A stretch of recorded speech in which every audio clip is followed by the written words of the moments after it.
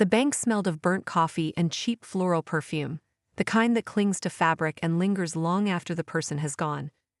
I remember that smell because it was the first thing that made me nauseous. Not fear, not confusion. Just that suffocating blend of synthetic sweetness and old coffee grounds, seeping into the air as I stood at the counter trying to make sense of what was happening. The fluorescent lights hummed overhead, washing the room in stereo brightness that made everything look harsher: the scuffed linoleum floor, the cracked edge of the manager's desk, the dark vein of irritation pulsing in my stepfather's jaw as he loomed behind me. I could feel his presence before I even turned to look. He didn't speak yet, but his silence was a warning in itself. I never signed anything, I told the manager, my voice firmer than I felt. My palms were slick, my pulse thrumming in my throat. There must be a mistake. He blinked at me, his expression patient but puzzled, like I was a child who didn't understand how paperwork worked. "Miss, this loan was approved 2 years ago," he said, adjusting his glasses and flipping through the file with calm efficiency. "The documents bear your signature." Behind me, Greg exhaled through his nose, a quiet, contemptuous sound that made the back of my neck prickle. Mom stood to his left, her purse clutched against her chest like a shield. She smiled tightly at the manager, her lips pressed into a line that said, "Please ignore my daughter. She's overreacting." I looked from her to Greg. "I never signed any loans," I said again, louder this time. The words came out sharp, almost defiant. Why would I take out loans for a truck and a landscaping business I've never even heard of? Greg's eyes snapped to me, a storm flickering in them. "Watch your tone," he muttered, his voice low enough that only I could hear it. "You're making a scene." "I'm telling the truth," I said. My voice faltered when I saw his expression harden. He took a step closer, the familiar scent of motor oil and tobacco rolling off his jacket. His hand shot out, fingers clamping around my arm just above the elbow. His grip was iron, pain bloomed instantly, a sharp, hot pressure that made me gasp. "Stop embarrassing us, Lila," he hissed through clenched teeth, the way he always did before something worse followed. "You've done enough damage already." The bank lobby went quiet, the faint clicking of keyboards stopped. A woman waiting in line pretended to scroll through her phone, her eyes darting toward us. "Greg," Mom said, her tone brittle, her voice trembling at the edges. But when I looked at her, hoping she'd step between us, she only sighed and said, "You're being dramatic. Just sign it, honey. It's for family." Family.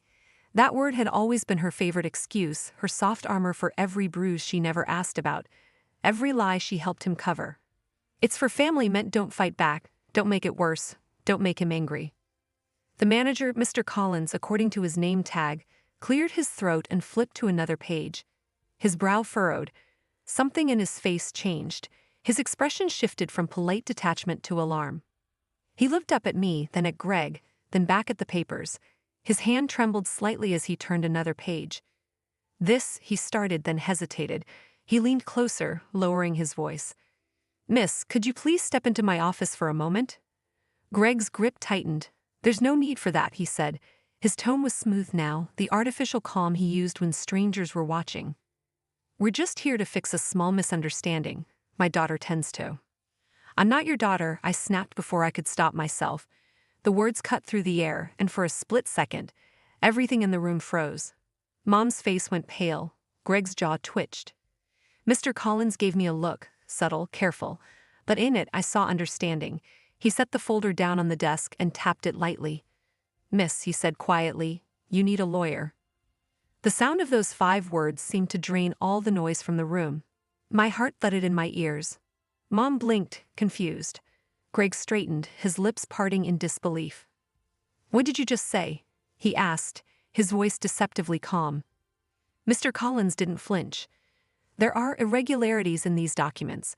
The signatures appear inconsistent. Until we verify them, I strongly advise you not to sign anything else." Greg took a step forward, towering over the desk. "You're accusing me of something?" "I'm advising Miss Thompson of her rights," Mr. Collins said firmly. It was the first time anyone had ever stood between me and Greg. That small act, simple, procedural, felt like a crack in a wall I'd thought was indestructible. I rubbed the spot on my arm where his fingers had dug in, the skin already reddening. My throat felt dry, my chest tight. I didn't say another word. I just looked at my mother, hoping for a sign, any sign, that she believed me, but she couldn't meet my highs. Her voice was a whisper. "Layla, please, don't make a big deal out of this." The manager handed me a business card. "I'll contact you privately once I review the file," he said. His tone was measured, but his eyes said something else.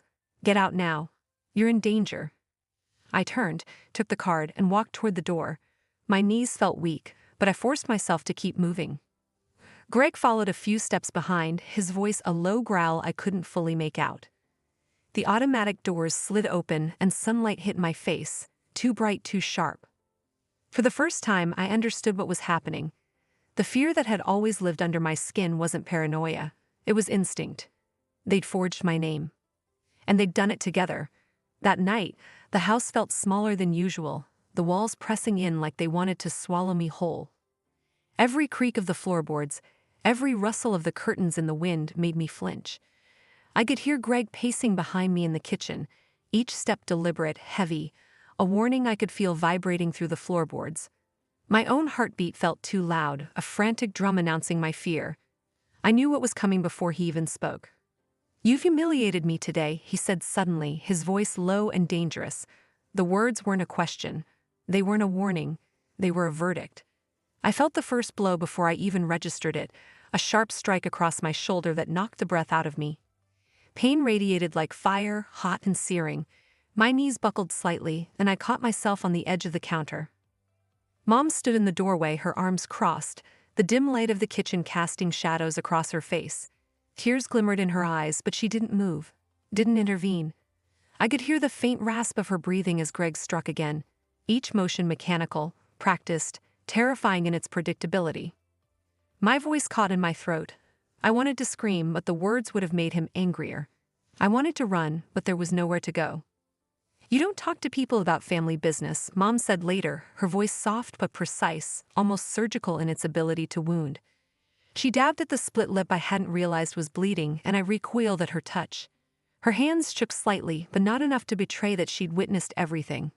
"You make things worse for everyone," she said, and with that, she left the room, left me there with him. I was 27, supposedly an adult, but the reality of that house stripped away every layer of adulthood I had built for myself. I was 15 again, trapped in a room too small, too suffocating, a prisoner of fear. I was small, powerless, incapable of breathing too loud, incapable of existing without permission. My own mother's silence was worse than any blow.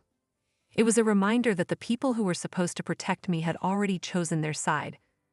The next morning, Greg made it clear that freedom was a conditional privilege. He took my car keys from the hook by the door, his hands steady, unyielding. "Until you fix this," he said, the words chillingly calm, "you're not going anywhere." I felt a deep, gnawing panic in my chest. His version of fixing it was as vague as it was impossible. The loans were already my name, my responsibility, at least on paper. He had used my name to secure 2 loans, one for a truck that he parked in the driveway, unused, and one for some so-called investment that had gone nowhere. I hadn't even known about the paperwork until the bank confrontation. Already, the consequences were materializing.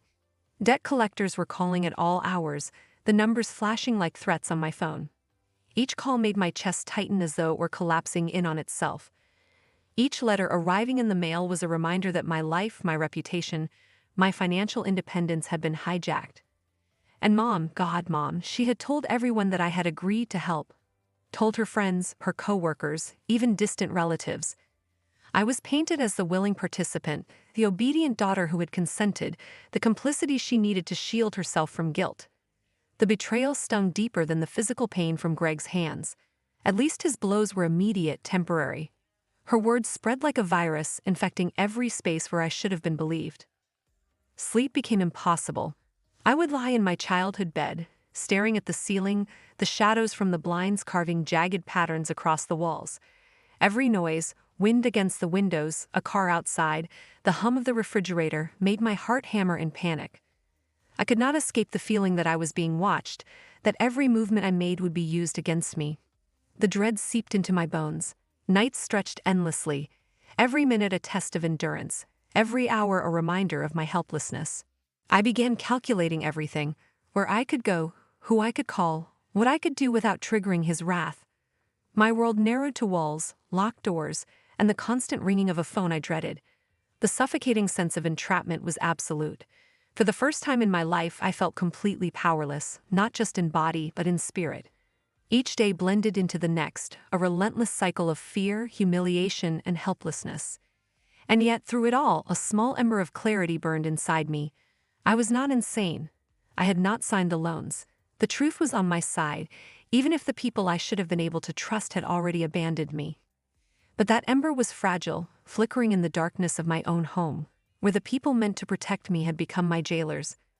Every glance at the kitchen, every turn down the hallway, every time my phone vibrated in my hand, reminded me of the reality I could not escape. I was trapped in every sense of the word. The house was no longer a home. It had become a cage, and I was the prisoner. 2 weeks crawled by like a slow, relentless tide, each day heavier than the last. My world was reduced to a cycle of calls I didn't answer, whispered threats I couldn't ignore, and a constant, suffocating awareness of Greg's presence in every corner of the house. The walls seemed to lean inward, the air stale, thick with the memory of every insult, every blow, every betrayal. Sleep was a distant memory, my thoughts spun in circles, the weight of impossible debts pressing down on my chest. Then one afternoon my phone rang. The number was unfamiliar. I hesitated, thumb hovering over the screen, heart hammering. Something deep inside whispered both dread and possibility. I answered. "Layla Thompson," the voice asked. Calm, measured, professional yet warm, as if it understood the trembling anxiety behind the words. "Yes," I said cautiously, my voice barely above a whisper. "This is Michael," he said. "I'm the manager at the bank. I reviewed the documents you questioned." My chest tightened. I braced myself for the familiar dismissal, the polite denial that would leave me right where I was, trapped, cornered, powerless. But instead, his words cut through the fog like sunlight. "The handwriting analysis confirms that the signature on your loan documents is not yours," Michael said. "It's forged. And I've reviewed the security footage from the day it was filed. It wasn't you, it was your stepfather." The world seemed to tilt. I could barely breathe. My lips trembled, and I gripped the phone so tightly my knuckles went white. It was him," I whispered, almost afraid to believe it. "All this time, he did this." "Yes," Michael said softly. "We have the proof. But there's a process. If you're willing to testify, we can help clear your name. You'll need to file charges. It won't be easy, but we can support you through it." The words hit me like a shockwave. Filing charges against Greg. Against the man who had ruled my life with fear, who had beaten me, who had taken everything from me. The thought paralyzed me, filling me with terror and uncertainty. I could already imagine the confrontations, the gaslighting, the endless psychological warfare that would follow.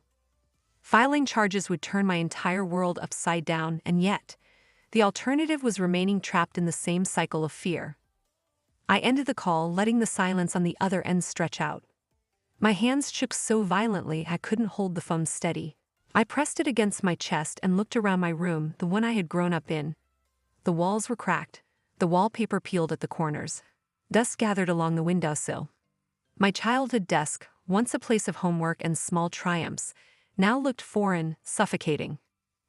Every object in the room whispered a reminder of captivity, the locked doors, the creaking floorboards, the silence that wasn't peace but oppression. And then I realized something that had been buried beneath fear for years. This wasn't my home anymore. It had never really been safe, but now it had transformed into a prison. Every memory of laughter or comfort was contaminated by the constant threat, the looming shadow of Greg, the silent complicity of my mother. I had been living in a cage disguised as familiarity, and the key was in my hands. That night, I made a decision that was terrifying and liberating all at once.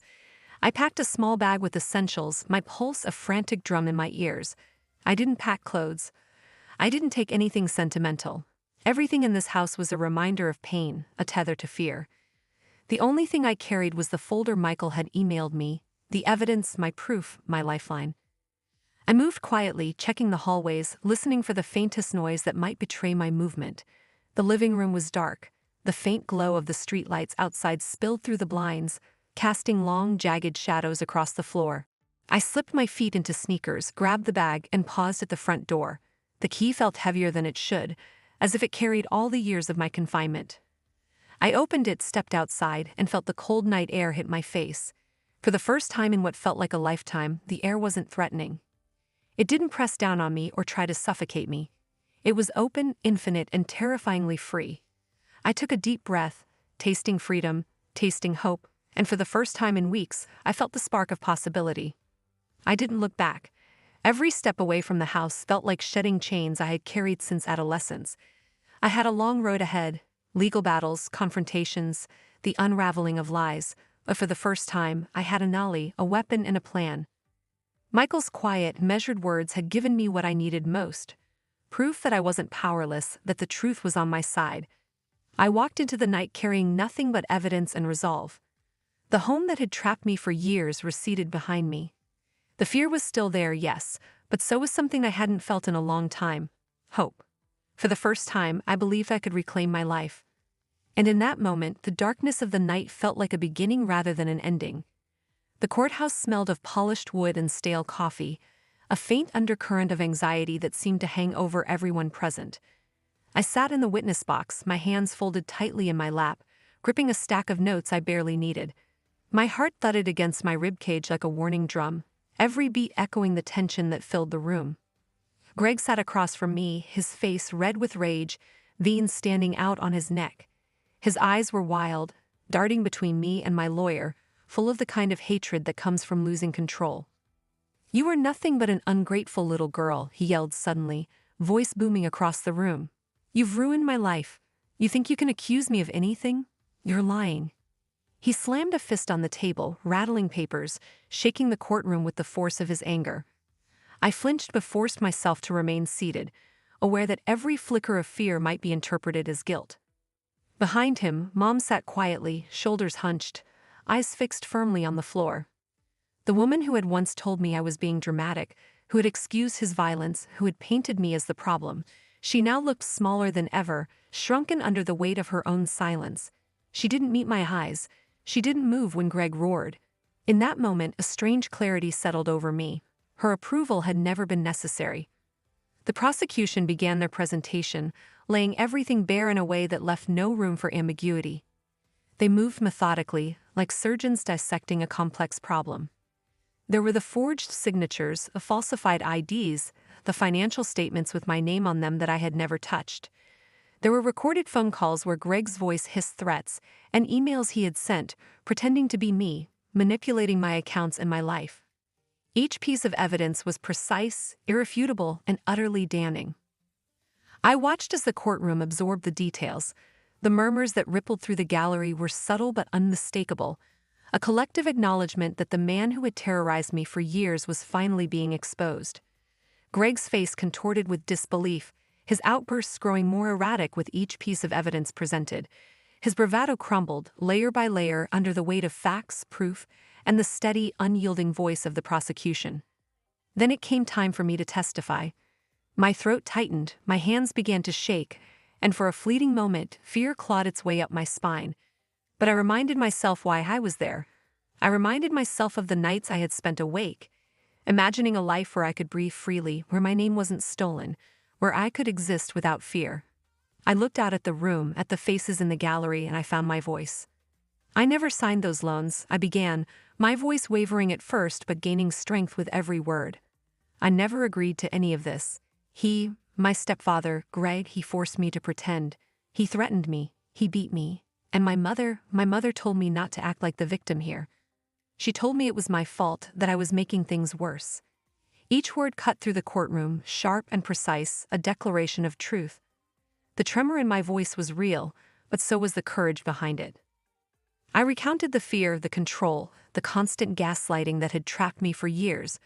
I described the stolen identity, the financial ruin, the nights of despair, the suffocating silence of a home that had become a prison. I spoke honestly about my mother's complicity, the betrayal that had compounded the trauma, and the isolation I had endured. Every sentence was a victory, a reclamation of the narrative that had been stolen from me. When the defense tried to undermine me, to twist my words, I held my ground. I repeated the facts. I let the evidence speak for itself. I didn't waver. I wasn't the scared girl they wanted to see anymore. I was Layla, 27, standing in front of the world, demanding justice. Hours later, the verdict came. Greg was found guilty of fraud and assault. The judge's words were formal, measured, but to me they sounded like thunder. Restitution for the loans, a restraining order, accountability. Finally, proof that the truth mattered, that the fear he had wielded over me for years could be overcome. As the officers led him away, Mom didn't look at me. She didn't speak. She just kept her eyes fixed on the floor, a silent acknowledgement of her absence, of the failure to protect me. And for the first time, I didn't need her. I didn't need her validation, her forgiveness, or her understanding. The court had spoken. Justice had been restored. I left the courtroom with a strange lightness in my chest, a quiet triumph that had nothing to do with applause or approval. For the first time in years, I felt the truth belonged to me. The fear that had clung to my skin had loosened. The weight on my chest had lifted, and in the midst of the silence, I realized that I had already reclaimed something far more powerful than money or paper or public vindication. I had reclaimed myself. The first months after the trial were disorienting. The courtroom had given me a legal victory, but life outside those walls felt fragile, like a newly sprouted plant trying to take root in unfamiliar soil. I had no blueprint for freedom, no guidebook for how to move through the world without fear pressing at my back. I started with the practical, repairing my credit, untangling the financial web Greg had spun around my name. Calls to creditors, disputes filed, paperwork stacked high on my small kitchen table. It was tedious, exhausting work, and yet each small victory felt monumental. Each corrected report, each cleared debt, was a brick in the foundation of the life I was determined to reclaim. After a year, I could finally look at my bank account without anxiety twisting my stomach. I could sleep without imagining shadows in every corner of my apartment. I found a modest studio apartment in a quiet neighborhood, furnished it with soft colors and sunlight streaming through the windows. It wasn't luxurious, it wasn't supposed to be, but it was mine. It was a space where I could exist without fear, where I could leave doors unlocked and trust the world to hold me, at least for a while. Work became my anchor. I joined a legal aid nonprofit, assisting women who, like me, had been manipulated or coerced by those they were supposed to trust most. The stories I encountered were devastating: forged documents, emotional abuse, threats masked as care. But in each interaction, I recognized fragments of my own history, the whispered confessions, the fear that no one would believe you. I learned to listen not with pity but with recognition. When a young woman sat across from me, eyes wide and trembling, whispering that no one understood what had happened to her, I leaned forward and said, "You're not dramatic, you're surviving." I meant it with every fiber of my being. I had been that girl. I had stared at a world that refused to validate my truth, and I had survived. The emotional scars, however, were not as easily mended as financial ones. There were nights when I would lie awake, the silence of my apartment stretching endlessly, and memories of Greg's shadowed face, the weight of his hands, and the cold indifference of my mother would seep into my consciousness. Therapy helped, as did writing in a journal, documenting the small victories, the subtle reclamations of self, the moments when fear no longer dictated my movements. Gradually, I learned to recognize the difference between caution and fear, between prudence and paralysis. I learned that asserting my boundaries was not selfish, it was survival. Occasionally, news filtered in about my mother. She had moved to another state, a quiet relocation that seemed to erase her presence from my life. She sent one letter months after the move. I unfolded it carefully, half expecting some acknowledgement of wrongdoing, some attempt at reconciliation. Instead, the words were sparse, cold. "I hope you're happy now." No apology, no recognition of the years she had failed me. Just a sentence as distant and indifferent as a postcard. I didn't reply. There was nothing to respond to, no dialogue to be had. Happiness was not a word that fit the reality I had reclaimed. What I felt was deeper, more enduring: peace, freedom, the ability to breathe without anticipating danger. Some mornings, I walk past the same bank where it all began. The building is just a building now, no longer a place of fear or confrontation. I pause sometimes in front of it, remembering the quiet whisper of the manager that set the chain of events in motion. "You need a lawyer." His words had been an invitation, a lifeline thrown into turbulent waters, a recognition that I was right to demand justice. It was not just the law I needed, it was validation, acknowledgement that my voice, my protest, my truth mattered. And yet, the most important lesson came slowly, quietly from within. What I truly needed wasn't just a lawyer or evidence or restitution. I needed to believe, finally, that I deserved better. That I could demand respect, claim autonomy, and build a life unshackled by fear. I needed to recognize my own worth, independent of those who had tried to diminish it. Over time, the moments of triumph multiplied. I furnished my apartment with plants and books, letting sunlight spill across the floor in the mornings. I found joy in small routines: a cup of coffee on the balcony, walks to the park, evenings spent helping clients navigate legal battles they feared to face alone. Every act of care, every step toward independence, was a declaration. I survived, and I was reclaiming not only my life but my identity. In the end, the trials and tribulations were only a part of the story. The real victory lay in the reclamation of self, the courage to set boundaries, the willingness to confront fear, the grace to release those who had failed me without carrying their burden. Peace, I realized, was not a state bestowed upon me by external events. It was a choice, a hard daily, unyielding choice to honor my own worth. And each day I wake up, I choose it: freedom, resilience, and the knowledge that I am no longer a victim, but the author of my own life.